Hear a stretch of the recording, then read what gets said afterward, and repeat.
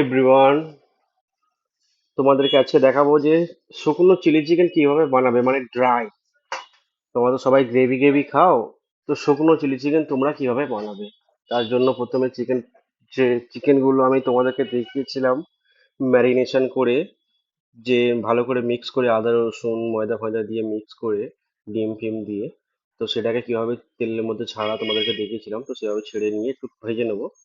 তারপরে কড়াইয়ের মধ্যে দিয়ে দেবো এই ক্যাপসিকাম পেঁয়াজ, একটু লাল হলুদ ক্যাপসিকাম দিয়েছি যাতে দেখতে ভালো লাগবে।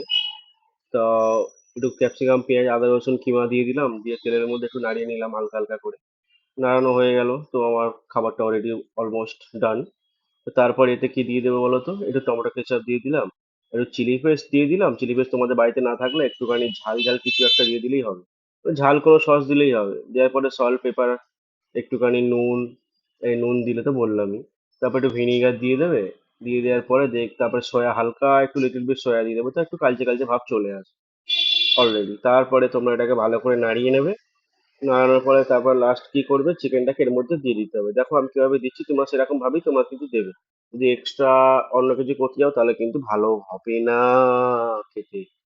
তারপরে তোমরা এর থেকে দিয়ে দেবে চিকেনটা। দেখো আমি ভালো করে নাড়িয়ে নিচ্ছি যাতে এটা ভালো করে পেকে যায়, কুক হয়ে যায়। তো ভালো করে নাড়িয়ে নিলাম, তো নাড়িয়ে নেওয়ার পরে এবারে আমি দিয়ে দিলাম এই চিকেনটা। এই চিকেনটা দিয়ে দেওয়ার পরে দেখো কি হবে, কি সুন্দর গাঢ় গাঢ় হয়ে গেছে সসটা। তারপর এটাকে নাড়িয়ে নেওয়ার পরে জাস্ট প্লেটে সার্ভ, মুখে জিভে আসবে জল। এই দেখো হয়ে যাবে একদম বেকুল খাওয়ার জন্য। দেখো কেমন লাগছে, দেখো বন্ধুরা একবার টেস্ট করে দেখতে হবে। দেখো বন্ধুরা কেমন লাগছে, একদম পুরো পাড়ার গ্রামের লোক চলে আসবে খেতে, এত গন্ধ বেরোবে। দেখেছো তো? তাহলে এরকম বানিয়ে খেতে হবে তো। এরকম বানালে তো পুরো পাড়ার লোককে নিমন্ত্রণ করতে হবে যে আমি আজকে চাইনা খাবার খাবো। ঠিক আছে, চলো টাটা, ফলো করো।